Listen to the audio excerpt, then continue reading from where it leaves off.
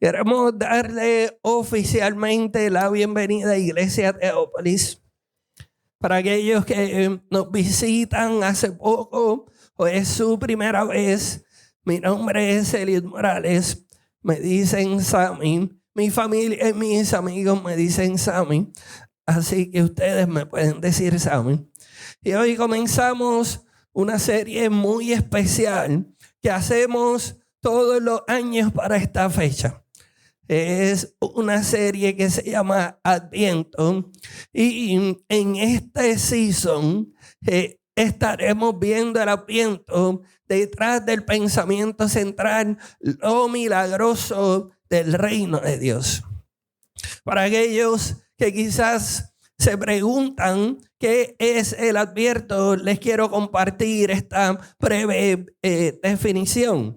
El Adviento son las 4 semanas que preceden la Navidad y sirven de una oportunidad muy buena para prepararnos para el nacimiento de Jesús, celebrar la fe y la conversión y anticipar el regreso de Jesús. El año pasado estuvimos explorando el Adviento de cómo el nacimiento de Jesús representa buenas noticias para todo el mundo. Así como el ángel le hace el anuncio a los pastores, le dice: les tengo buenas noticias que darán gran gozo al mundo entero. Y usamos, siendo buenos aliancistas de corazón, usamos lo que se conoce en la Alianza Cristiana y Misionera como el Evangelio cuádruple. Es una manera de conocer a Jesús en 4 aspectos esenciales. Jesús el Salvador, Jesús el Santificador, el Sanador y el Rey que viene. Y a eso me gustaría añadirle el siguiente pensamiento, y es que si tú no conoces a Jesús como tu Salvador, como tu sanador, tu santificador y el Rey que viene, no conoces la versión bíblica de Jesús. Jesús es todo eso. Y si no estuviste el año pasado o quieres refrescar esos mensajes, están disponibles para que lo escuches en la iglesia, en el app de Iglesia Teópolis. Pero más bien este año quiero que llevemos esa conversación un paso más adelante. Y es que quiero que juntos exploremos lo milagroso del reino de Dios y lo milagroso de cada uno de esos 4 aspectos del Evangelio. Porque el Evangelio no es simplemente una buena idea, una buena filosofía de vida. El Evangelio, escúcheme bien, es el milagro mejor documentado en la historia de la humanidad. Y parte de lo que hace al Evangelio tan extraordinariamente documentado son las profecías. Porque los estudiosos bíblicos han identificado, escúchenme bien, entre 300 y 400 profecías del Antiguo Testamento que se cumplieron solamente en la persona de Jesús. Su nacimiento, su vida, su muerte y su resurrección. Algunas de estas profecías escritas más de 700 años antes de que Jesús naciera. A veces a nosotros se nos hace difícil ponernos de acuerdo para la fiesta de Navidad y que todos estemos en la misma sintonía y qué vamos a traer y qué vamos a comer. Se nos hace difícil para una fiesta, pero el universo entero se puso en sintonía para hacer cumplir profecías que estaban escritas 700 años antes. Por ejemplo, profecías como las que encontramos en Isaías 7:14, que nacería de una virgen, que nacería en Belén, Miqueas 5:2, que entraría a Jerusalén montado en un burro, Zacarías 9:9, que sería traicionado por 30 piezas de plata, Zacarías 11 del 12 al 13, que sus manos y pies serían traspasados, Salmo 22:16, que se echarían suertes por sus ropas, Salmo 22:18, y que resucitaría de los muertos, Salmo 16:10. Y quizás alguien pueda preguntar, pastor, ¿y qué es lo milagroso de que se cumplan esas profecías?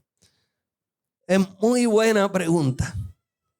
Y como yo soy una persona práctica, que le gusta hablar con datos, la probabilidad matemática, escúchame bien, la probabilidad matemática de que una sola persona cumpliera, aunque sea 8 de esas 400 profecías, es una coincidencia de 1 en 10 elevado a la 17.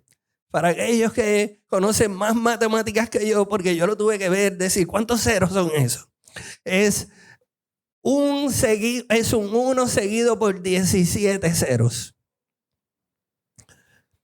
Y Jesús no cumplió 8. Esto, mis hermanos, no es coincidencia. Esto es evidencia. Es por eso que sin temor a equivocarnos, podemos decir que el evangelio de nuestro Señor y Salvador Jesús es el milagro mejor documentado en la historia de la humanidad. De hecho, los creyentes del primer siglo no escucharon un evangelio como una historia en la que tendrían que creer con una fe ciega. ¿Me explico? El evangelio de Lucas, que lo leímos juntos en el capítulo 2 en el devocional. Lucas, cuando escribe su evangelio, no comienza con había una vez, como las historias ficticias modernas. Comenzó con datos verificables, con César Augusto, con el gobernador Cirenio, el censo romano. Lucas investigó con esmero para darnos certeza de que lo que estamos leyendo realmente sucedió. Y lo que sucedió, el nacimiento, la vida, la muerte y la resurrección de Jesús tienen implicaciones milagrosas para todos nosotros. Y de eso precisamente se trata esta versión de la serie de Adviento. Hoy exploramos el milagro del Salvador. El próximo domingo, el milagro del Santificador. Y el próximo domingo, el milagro del Sanador. Y adivinen qué, el próximo domingo, el milagro del Rey que viene. Hoy nos aventuramos a contestar la siguiente pregunta. ¿Cuál es el milagro del Salvador? ¿Qué tan milagroso es ese concepto de la salvación para cada uno de nosotros? Y la porción bíblica que estaremos usando para el mensaje de hoy se encuentra en Juan capítulo 8, verso 31 al 36. Y voy a pedirle que nos pongamos de pie en reverencia a la palabra de Dios para leer la porción bíblica de hoy. Jesús dijo a los que creyeron en él: ustedes son verdaderamente mis discípulos si se mantienen fieles a mis enseñanzas. Y conocerán la verdad y la verdad los hará libres. Nosotros somos descendientes de Abraham, le respondieron. Nunca hemos sido esclavos de nadie. ¿Qué quiere decir con los hará libres? Y Jesús contesta: les digo la verdad. Todo el que comete pecado es esclavo del pecado. Y un esclavo no es miembro permanente de la familia, pero un hijo sí forma parte de la familia para siempre. Así que, si el Hijo los hace libres, ustedes son verdaderamente libres. Y yo soy un hombre simple. Si un hombre predice su muerte y su resurrección y lo logra, entonces yo le creo todo. Y si él dice que él tiene la potestad para hacernos libres, yo le creo. Y si tú le crees, inclina tu rostro ahí. Padre, que tu Espíritu Santo haga tangible esa promesa de nuestro Salvador. Queremos ser libres. Espíritu Santo, ven y haz lo que sabes hacer mejor que nadie. En el nombre de Jesús, amén y amén. Pueden tomar asiento. Antes de sumergirnos en el mensaje, quisiera sugerirles lo siguiente, y es que el milagro del Salvador se expresa en dos maneras tangibles para nosotros. Se expresa en vida eterna y libertad verdadera. Y cuando hablamos de Jesús el Salvador, es fácil reducirlo a un boleto al cielo. Acepta a Jesús y cuando te mueras irás al cielo en lugar del infierno. Y aunque eso es cierto, es solo una parte de la historia. La salvación bíblica, la salvación expresada por Jesús, es mucho más rica y mucho más milagrosa. La palabra que se usa en griego, traducida a salvación, es la palabra sozo. Y esa misma palabra también se traduce en otras ocasiones en el Nuevo Testamento como sanidad. Esto nos dice algo muy importante acerca de la salvación. Y es que la salvación no es solo un destino futuro, es una sanidad presente. Y esa sanidad se manifiesta en dos milagros específicos. El primer milagro, para aquellos que están tomando nota, es el de la vida eterna. Y cuando escuchamos vida eterna, pensamos en duración. Pensamos en la vida que dura para siempre. Pero Jesús define la vida eterna muy, muy claramente en el Evangelio de Juan, capítulo 17, verso 3. Miren cómo Jesús define la vida eterna. Y la manera de tener vida eterna es conocerte a ti, el único Dios verdadero, y a Jesucristo, a quien tú enviaste. ¿Vieron eso? Jesús no dice, y la vida eterna es vivir por millones de años. No. Él dice que la vida eterna es que conocer a Dios. Lo que me lleva a pensar la siguiente cita, y es que la vida eterna no es primordialmente una cantidad de tiempo, es una calidad de relación. Y esto cambia todo, mis hermanos, porque significa que la vida eterna no es algo que esperamos recibir cuando nos muramos, es algo que poseemos si conocemos a Jesús. El apóstol Pablo lo dice de la siguiente manera en su carta a los Efesios, capítulo 2, versos 4 al 5. Pero Dios es tan rico en misericordia y nos amó tanto que a pesar de que estábamos muertos por causa de nuestros pecados, nos dio vida cuando levantó a Cristo de los muertos. Y el milagro, mis hermanos, es que personas que estaban espiritualmente muertas ahora tienen vida.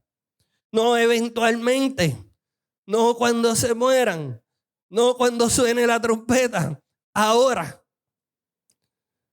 El mismo poder que levantó a Cristo de los muertos ya opera en nosotros.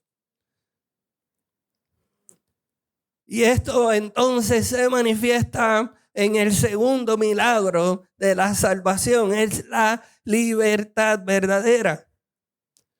Jesús, mirando directamente, me lo imagino mirando directamente a su audiencia, con amor, con ese amor que te dice lo que tienes que escuchar y no lo que quieres escuchar. Le dice, ustedes son verdaderamente mis discípulos si se mantienen firmes a mis enseñanzas. Y si se mantienen firmes a mis enseñanzas, conocerán la verdad. Y si conocen la verdad los hará verdaderamente libres. Nosotros, así le respondieron, nosotros somos descendientes de Abraham. Nunca hemos sido esclavos de nadie. ¿Qué quieres decir? Los hará libres. Me parece bien interesante porque estas personas no podían verse a sí mismos como esclavas. Estaban convencidas de que eran libres. Pero hay algo muy irónico en su respuesta. Nunca han sido esclavos de nadie, nunca. Porque el Antiguo Testamento documenta múltiples ocasiones en las que el pueblo judío fue esclavo del Egipto, de Babilonia, de Asiria, de Persia. Y además, precisamente en ese momento, cuando estaban hablando con Jesús, estaban bajo el dominio, la esclavitud del Imperio Romano. Lo que me lleva a pensar es que la negación de nuestra esclavitud es a menudo la evidencia más clara de ella. Eso que negamos, eso que nos pone a la defensiva cada vez que alguien te dice, ¿y esto? Es la evidencia más clara de que estamos esclavizados por algo, esclavizados por alguien. Y es muy probable que algunos de nosotros llevamos tiempo, quizás algunas semanas, quizás toda nuestra vida, igual de ciegos a lo que nos ha estado esclavizando. Quizás tu esclavitud es el producto de una serie de malas decisiones que has tomado, una detrás de la otra, hasta que un día te despertaste atado y no sabes cómo llegaste ahí. Quizás para otros es el producto de decisiones que ni siquiera tomaste tú. Las tomaron tus bisabuelos, tus abuelos, tus padres. Y lo que heredaste no solo fue un apellido, sino patrones de esclavitud generacional, consecuencias que han estado persiguiendo a tu familia, a tu ascendencia alrededor de los años. Y quizás, y esto es lo más peligroso, es que estás en total negación. Te has convertido y te has convencido de que no es para tanto, que lo puedes controlar, que lo puedes meter debajo de la alfombra sin que nadie se dé cuenta, que no es tan malo como parece a primera vista. Pero Jesús los confronta directamente y de la misma manera esa agüita nos cae a nosotros en confrontación, diciendo en el verso 34, les digo la verdad, todo. Y estoy seguro que la traducción de la palabra griega significa todo. Todos, el que comete el pecado es esclavo del pecado. Y la palabra que usan para esclavitud del pecado es la palabra griega que nosotros la pronunciamos como doulos y se escribe bien exóticamente como la vemos ahí. Pero escúchame bien, porque la palabra que queda registrada como que Jesús la usa en esa traducción, doulos, y doulos no significa simplemente sirviente, significa esclavo, alguien que es propiedad de otro, alguien sin derechos, alguien atado. De hecho, Doulos viene de la raíz deo, que literalmente significa atar o encadenar. Jesús, cuando está diciendo tú eres esclavo de lo que practicas, está diciendo el pecado te ata, te encadena y te posee. Pero aquí está lo más impactante. Quizás algunos de nosotros hemos visto esa palabra doulos usado en otro contexto en el Nuevo Testamento. No se equivocan. Esa misma palabra es la que usan los apóstoles para describirse a sí mismos en relación con Cristo. Pablo se llama doulos de Cristo. Santiago se llama doulos de Dios y del Señor Jesucristo. Pedro, Judas, todos usan la misma palabra. ¿Y qué nos dice esto? Mis hermanos, si puedes ser esclavo de Cristo o esclavo del pecado, es que no existe neutralidad. No existe un punto medio donde no sea esclavo de nada o de nadie. O eres doulos del pecado o eres esclavo de Cristo. Escúchame bien, quien tiene el control de tu voluntad últimamente es quien te señorea verdaderamente. Quien tiene la capacidad de llevarte a actuar, a decir, a pensar cosas fuera de tu voluntad es quien verdaderamente te señorea.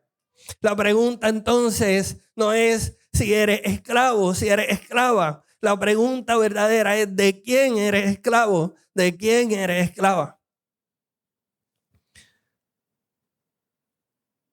Y quizás alguien al escuchar esto pueda pensar, ¿para qué? Yo no soy esclavo de nada. Yo vivo como me da la gana, porque soy libre para hacer lo que me da la gana. Y esa es precisamente la mentira por la que no encontramos la diferencia que ofrece Jesús y el mundo. La libertad del mundo te dice, eres libre para hacer lo que quieras. Y la libertad de Jesús dice, eres libre para no tener que pecar. Eres libre para escoger entre lo bueno y lo mejor. El mundo define la libertad como ausencia de restricciones. Haz lo que quieras, cuando quieras, con quien quieras. Pero esa libertad al tiempo, todos sabemos que siempre termina en una esclavitud. El que dice, soy libre para beber lo que me da la gana, termina siendo esclavo del alcohol. El que dice, soy libre para ver lo que me da la gana, termina siendo esclavo de la lujuria y de la pornografía. El que dice, soy libre para compartir y para comprar lo que quiera, termina siendo esclavo de las deudas. El que dice, soy libre para decir lo que quiera, como me salga, como lo tengo en mi mente, tengo que sacarlo, termina siendo esclavo de las relaciones rotas, una tras otra.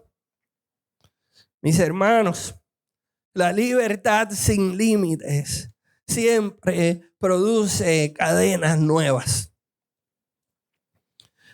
Y Jesús, tomando eso en cuenta, nos ofrece algo radicalmente diferente. Nos ofrece libertad, no para pecar, sin consecuencias, como hay una versión del Evangelio que dice, no te preocupes, ya Dios te perdonó, no vas a necesitar las consecuencias. Nos ofrece, escúchame bien, si no vas a llevarte nada más del mensaje, llévate esto. Nos ofrece libertad del poder del pecado. Ese es el milagro.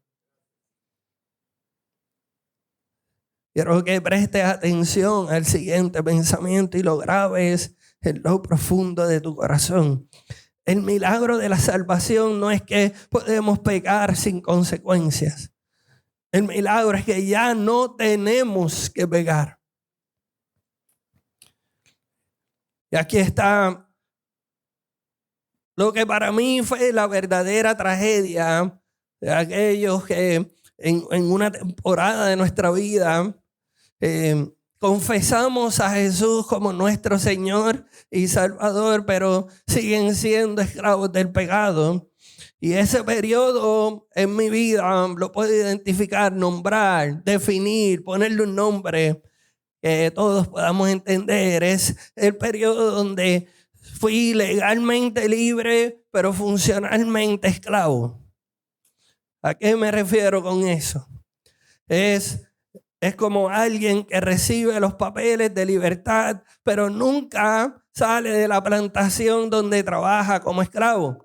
El documento le dice, ya eres libre. La ley reconoce que es libre, pero todos los días se levanta y sigue trabajando en su esclavitud como si tuviera las cadenas. No porque tenga que hacerlo, sino porque no ha creído que es verdaderamente libre. No ha creído lo que el papel ya le otorgó.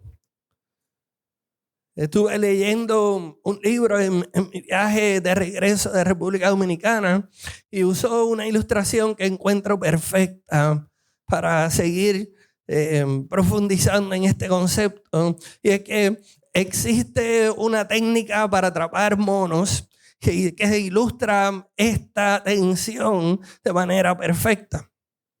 Los cazadores toman una jarra transparente, la amarran a un árbol y colocan adentro una baratija brillante, algo de poco valor, pero que brille mucho. Algunos dicen, tiene que ser algo que le llame la atención al mono. El truco está en que la jarra tenga el agujero lo suficientemente grande para que el monito pueda pasar su mano y agarrar la baratija, y lo suficientemente estrecho para que no pueda sacarlo. ¿Y sabes qué es lo más trágico de eso? Es que el mono nunca está atrapado de verdad. No hay cerradura, no hay cadena, no hay jaula.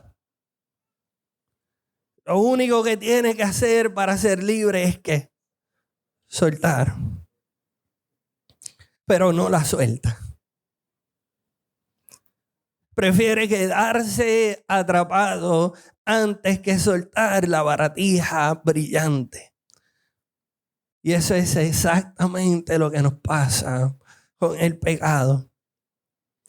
Esa baratija brillante son las promesas vacías que nos hace el pecado. Mantén esa raíz de amargura y te vas a proteger. Nadie te vuelve a lastimar. Mantén tu lucha con la ira y nadie se va a atrever a meterse contigo. Mantente en esa adicción. Mantente amarrado a esa promesa vacía, pecaminosa. Mientras que Cristo ya rompió el poder del pecado, legalmente somos libres, pero seguimos aferrados a baratijas brillantes. El placer momentáneo, la aprobación de otros, el control, el resentimiento, el amor al dinero, la relación que sabemos que nos hace daño. Y esas baratijas nos mantienen funcionalmente esclavos. La buena noticia de Jesús el Salvador es que la jarra está abierta. La mano cabe. Solo tienes que escuchar lo que el Espíritu Santo ha estado haciendo al convencerte de pecado, y es soltar. Y cuando digo esto, lo digo desde mi propia experiencia. Porque cuando me reconcilié con Jesús venía atado a adicción al alcohol, adicción a la droga, y por si fuera poco me había convertido en el mentiroso más hábil de Puerto Rico. Podía engañar a cualquiera, incluyéndome a mí mismo. Y fueron 5 años de intentarlo en mis propias fuerzas, 5 años de promesas rotas, 5 años de esta vez sí voy a cambiar. Hasta que llegué al punto de decirle a Dios, esto del cristianismo parece que no es para mí.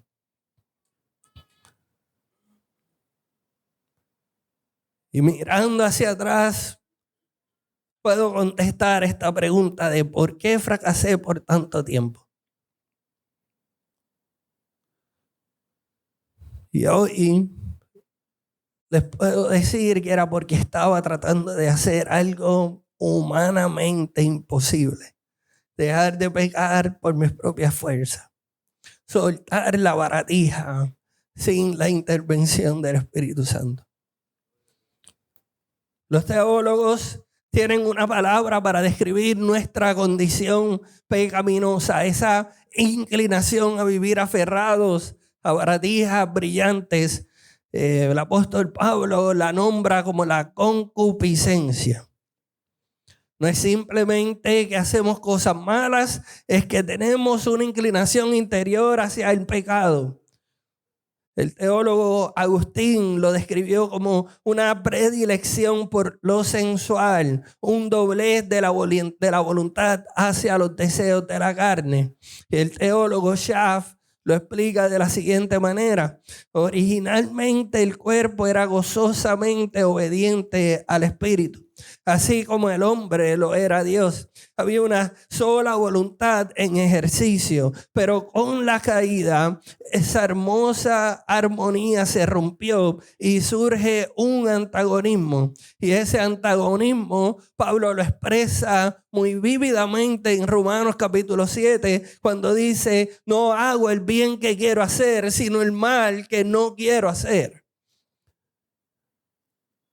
Hay algo, hay una inclinación pecaminosa dentro de nuestros corazones. Esto significa, y esto fue clave para yo poder vencer mi atadura, es que la concupiscencia no es simplemente algo corporal. No eliminamos la concupiscencia con terapias, aunque son buenas las terapias psicológicas. No se elimina con programas de adicción, aunque tienen muy buen resultado. La concupiscencia tiene su origen, tiene su asiento en el alma.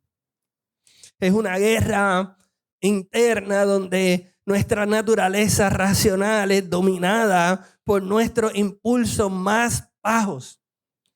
Es ese botón que se aprieta cuando te faltan el respeto y te fuiste en guerrilla mode.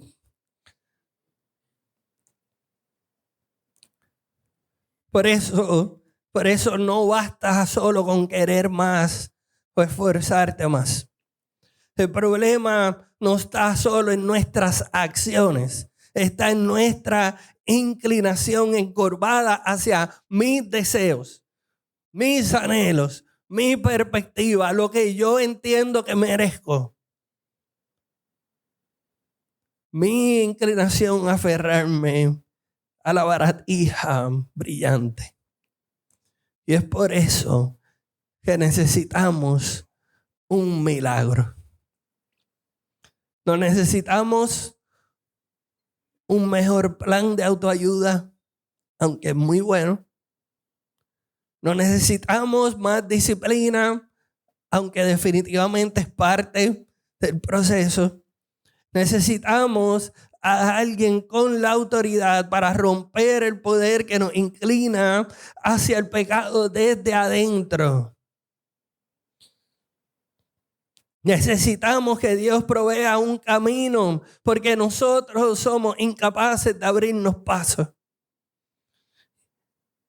Eso es exactamente lo que hizo con Jesús. En la cruz, Jesús no solo pagó por nuestros pecados, quebró el poder de la concupiscencia, rompió la inclinación que nos dominaba. Y por eso Pablo puede decir en Romanos 6, el pecado ya no es nuestro amo. He renunciado a mi esclavitud al pecado. He escogido la esclavitud a Cristo. Quizás alguien se pueda sentir muy identificado con mis palabras, con mi testimonio de vida. Y si ese es tu caso, la pregunta más importante que te puedes hacer y contestar sinceramente antes de salir por esas puertas es la siguiente. ¿Cómo puedo experimentar el milagro de la salvación aquí y ahora? ¿Cómo? El primer paso es reconocer a Jesús como Señor y Salvador de tu vida.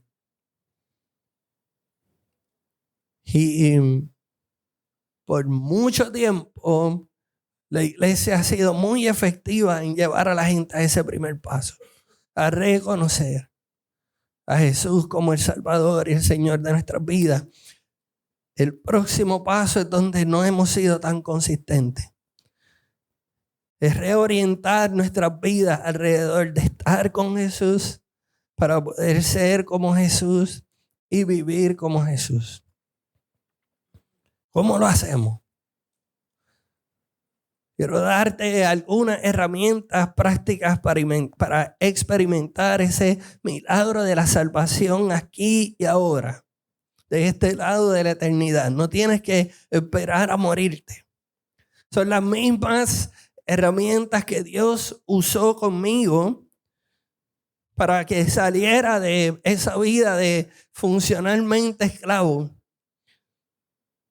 Y cuando nosotros ponemos en práctica esa herramienta, hacemos espacio para que ocurra un milagro específico en cada una de ellas. Así que voy a compartirle las herramientas, voy a abundar un poco de cómo se llevan a cabo y después les voy a decir el milagro que yo experimenté al hacer espacio para que el Espíritu Santo hiciera lo propio. La secuencia de esto es: yo hago lo que está en mi alcance para hacer espacio para que el Espíritu Santo haga lo que Él sabe hacer mejor que nadie. La herramienta número 1 es la siguiente: es la confesión explícita.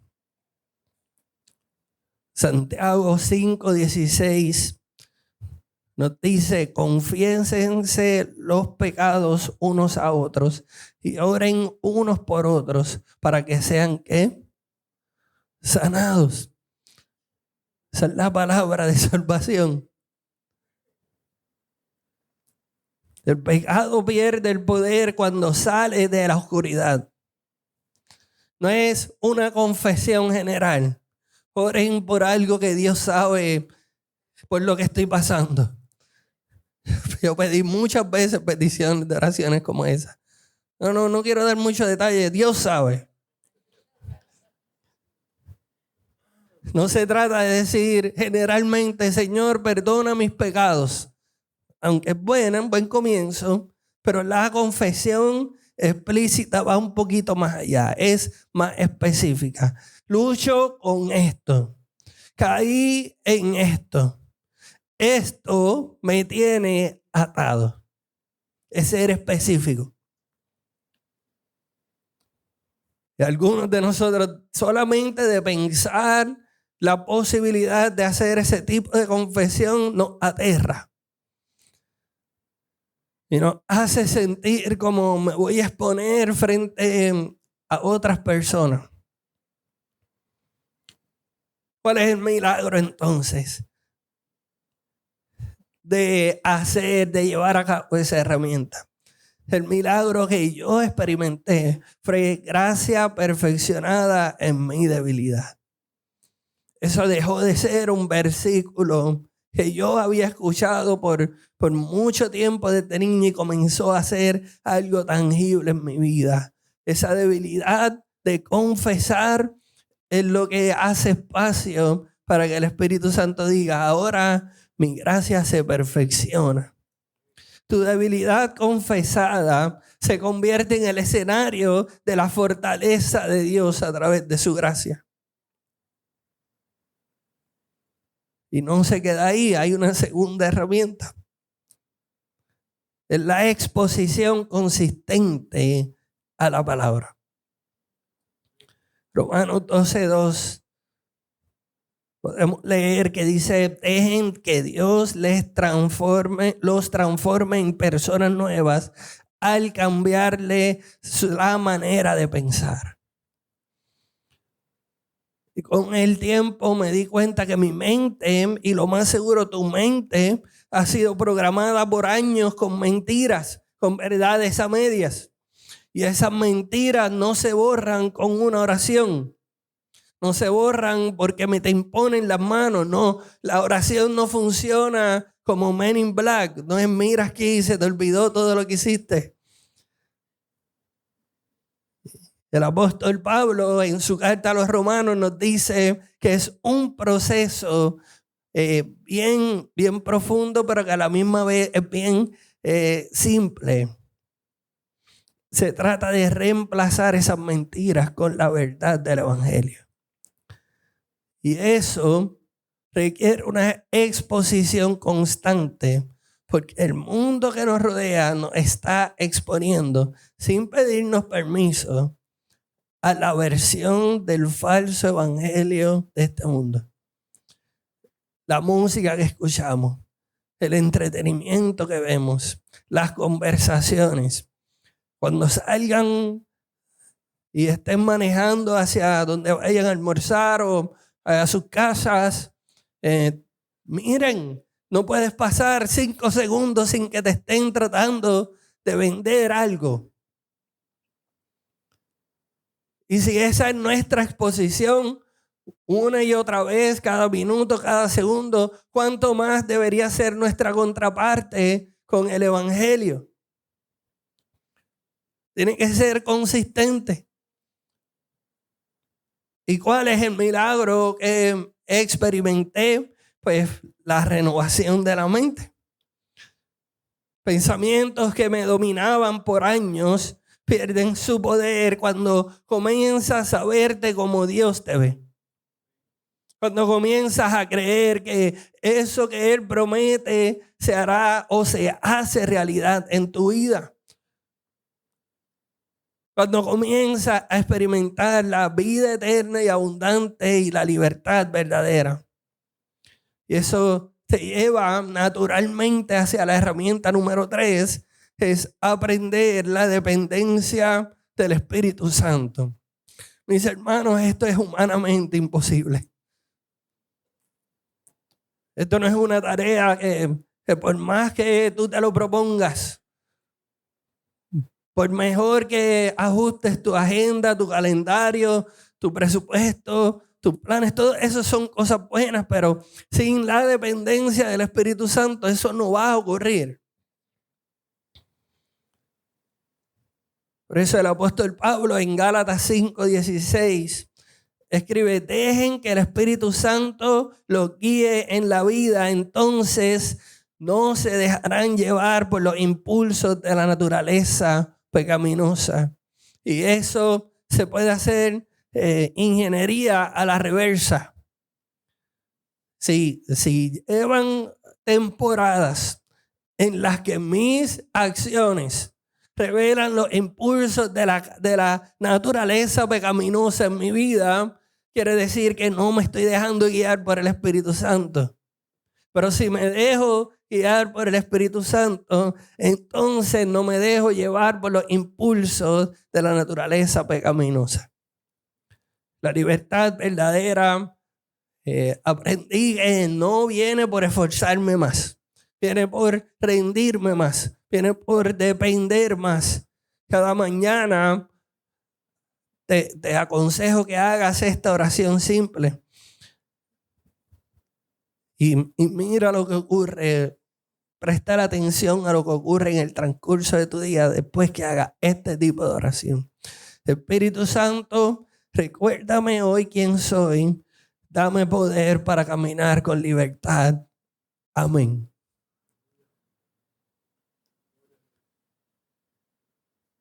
Y está pendiente. Y presta atención. Porque el Espíritu Santo es una persona que ha estado esperando que dejemos de ignorarle para ir para Él hacer lo que Él sabe hacer mejor que nadie. ¿Cuál es el milagro? Entonces comienzas a experimentar poder para escoger diferente. De momento te encuentras en situaciones en donde tú dices, definitivamente no fue mi idea. Yo no soy tan inteligente. Yo nunca hubiese escogido esto.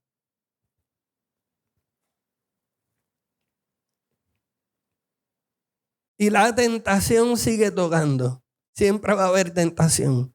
Pero ya no tienes que abrir la puerta. Siempre van a aparecer baratijas brillantes. Pero el Espíritu Santo te cambia la perspectiva para que veas el pecado por lo que es. Cisternas rotas que te prometen saciar tu sed, pero que cuando con el tiempo te das cuenta que están vacías. Y una vez que empiezas a depender del Espíritu Santo, ocurre esto como fruto, como resultado. La herramienta 4, la transformación del enfoque de tus deseos. Los psicólogos le dicen el cambio del enfoque de tus afectos, lo que tú deseas profundamente. El salmista en el capítulo 37, verso 4, escribe lo siguiente: deleítate en el Señor y Él te concederá los deseos de tu corazón. El cambio últimamente vino cuando dejé de enfocarme en huir del pecado y comencé a correr hacia el Padre.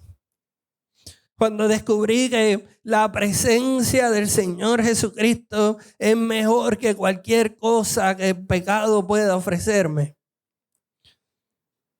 Es el cambio de tus deseos profundos. Y te puedo asegurar que lo que te llama la atención y esa lucha que tienes pierde poder en tu vida cuando el enfoque de los deseos profundos ya no son bendiciones con fecha de expiración, sino que son las cosas eternas, cosas que ojo no vio, que oído no escuchó, cosas que el Padre ya tiene planificadas para ti y para mí. Y en mi vida pude ver como el milagro de cómo el pecado pierde su atractivo. No lo dejas porque tienes que hacerlo. Lo dejas porque encontraste algo eternamente mejor. Pero todo eso ocurre, y la dejé para el final, porque es esa etapa que evita que el líquido salga, que la sanidad interior se pierda. Y comienza este ciclo con la confesión explícita y termina en la herramienta número 5, la rendición de cuentas y la vida en comunidad. Ese es el espacio donde ocurre eso. Eclesiastés 4 del 9 al 10 dice: es mejor ser 2 que 1, porque si uno se cae, el otro puede darle la mano y ayudarle. ¿Qué aprendí? Que no fuimos diseñados para pelear esta batalla solos. Necesitamos personas que nos hagan las preguntas incómodas, que nos pregunten las cosas difíciles y que te amen lo suficiente para confrontarte.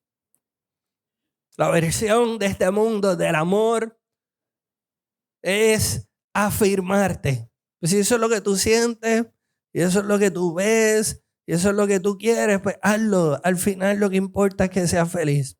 Y esa es una versión del amor, pero una versión baratija, brillante. Yo creo que el mundo busca personas que amen lo suficiente para decir, yo sé que esto que te estoy diciendo duele, pero después que se te pasen esos 5 minutos de changuería, te vas a dar cuenta que te amo lo suficiente para evitarte las consecuencias del pecado.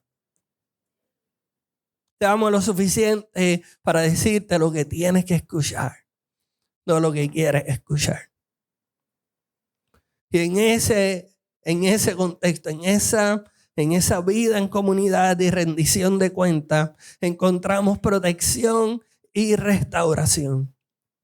Porque ya no peleas solo. Y cuando te caes, porque te vas a caer, hay alguien que te levanta sin condenación. Mis hermanos, el milagro ya está disponible. Las herramientas ya están en tus manos, pero conocerlas no es lo mismo que ponerlas en práctica. Puedes salir de hoy aquí con muy buena información y seguir funcionalmente esclavo. Yo soy la prueba de que estas herramientas funcionan, pero solo funcionan si las aplicas. Solo funcionan si aprendes a depender del Espíritu Santo. Y para aplicarlas, primero tienes que ser honesto, honesta contigo mismo. Así que quiero cerrar con esta pregunta. ¿En qué áreas de tu vida sigues viviendo como esclavo aunque ya eres libre? Haz el inventario. ¿En qué áreas de tu vida sigues viviendo como esclavo aunque ya eres libre? Porque la buena noticia es que el mismo poder que te dio vida eterna está disponible para darte libertad verdadera. Ya no tienes que pecar. Esa cadena ya está rota, el milagro ya ocurrió. Solo falta que lo creas y camines hacia esa libertad. Y si nunca has reconocido a Jesús como tu Señor y Salvador, quizás estás aquí hoy y nunca has tomado esa decisión. Has escuchado de Jesús, quizás creciste en la iglesia, pero si eres honesto, honesta contigo mismo, sabes que el pecado sigue siendo tu amo, sigue atado, sigue siendo esclavo del pecado. Hoy puede ser el día en que eso cambia. Y si ya eres creyente, pero sigues siendo funcionalmente esclavo, ya tomaste quizás esa decisión hace mucho tiempo. Ya eres hijo de Dios, eres hija de Dios. Legalmente eres libre. El documento está firmado con la sangre de Cristo. Y aún así sigues viendo áreas en tu vida en donde sigues viviendo como esclavo, esclava. Sigues cediendo, sigues cayendo, tropezando con la misma piedra, escondiendo. Hoy es el día para dejar de vivir por debajo de lo que ya la salvación ha ofrecido y tiene disponible para ti. No necesitas volver a salvarte. Ya eres salvo.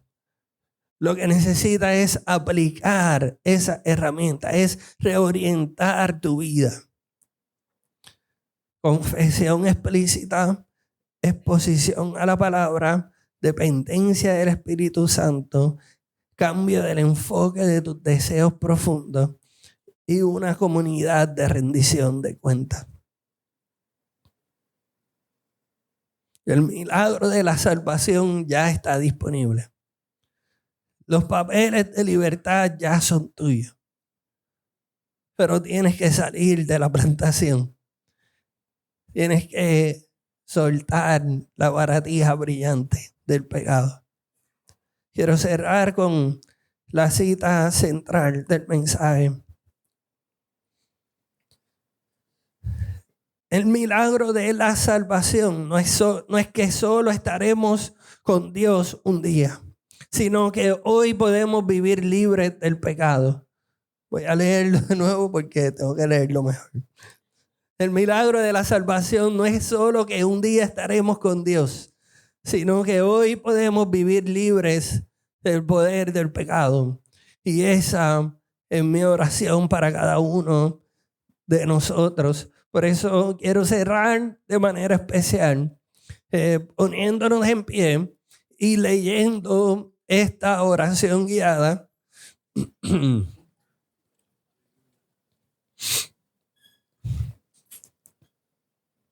Para que pongamos en práctica lo que Santiago dice, de que oremos unos por otros para recibir sanidad y salvación.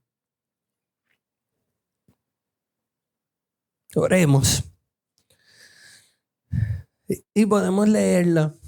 Y si lo quieres hacer en silencio, en tu mente y en tu corazón, lo puedes hacer. Pero aquellos que me quieren acompañar, podemos leerlo.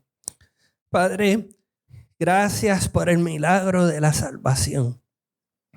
Gracias porque no es solo un boleto al cielo, sino vida eterna que comienza hoy. Gracias porque no es solo perdón de pecados, sino libertad del poder del pecado. Ahora pido que el milagro de la salvación en Cristo se manifieste con poder sobre cada persona aquí presente. Que el Dios que te salvó te dé revelación de la libertad que ya es tuya.